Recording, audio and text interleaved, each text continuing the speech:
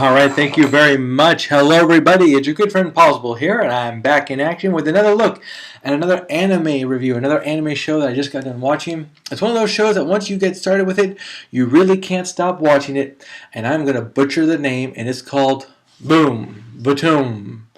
Yeah, sure, why not? Anyway, this is one of those really great animes that's really difficult to review because if you guys know anything about my reviews, I don't like to put in too many spoilers. And this is one of those movies, or excuse me, TV shows that when I review it, you really have to watch it to get the full details of what I'm explaining. I'm going to be mostly talking about the first episode when a lot of this was a mystery as to what was going on. Okay, when I thought about this, I could thought about all the things I could compare it to and all the ways I could explain this. I'd rather stick to a very simple explanation of why Btooom is such a great show. It's well written, well acted, well choreographed. The only small mistake I have about it, the weapons just aren't as effective as they really ought to be. Btooom is about a young man who wakes up in a forest. The last thing he remembers is playing video games. And what game was he playing but his favorite video game? Btooom. Okay? And that's a name I'm probably going to be butchering throughout. I apologize for that. Anyway, it's basically you're a mech. You're in this mecha suit, this advanced armor suit, and you go around and you blow people up. All you have are bombs. There are no guns in this game. There are other weapons, actually, but those will come later. For the most part, you've got bombs, okay? And there are different kind of bombs. There's timer bombs, there's explode on impact bombs, there's homing bombs.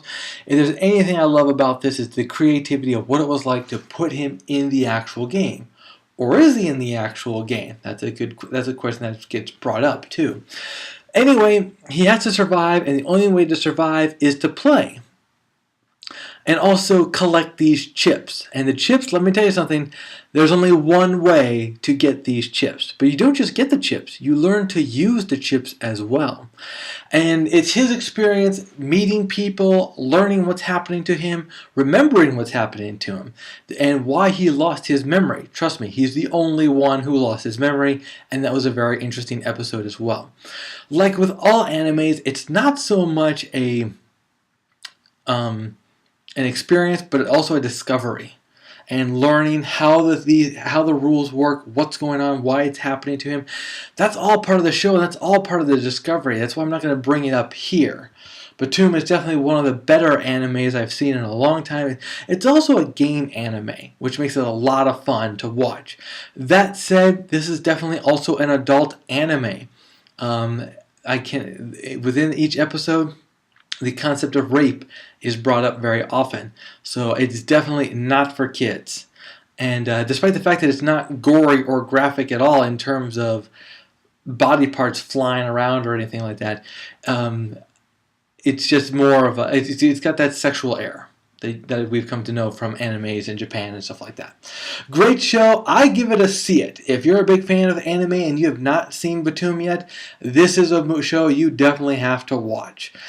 You'll find it fascinating. It's nothing too graphic, like I said before, but the story is excellent, the acting is excellent, and overall, just a very engrossing movie. My biggest complaint, though, is that I only saw season 1, and I'm like, where's season 2? I guess this is going to be one of those animes I'm going to have to get. Alright guys, that's it for me for now. We'll see you at the theaters.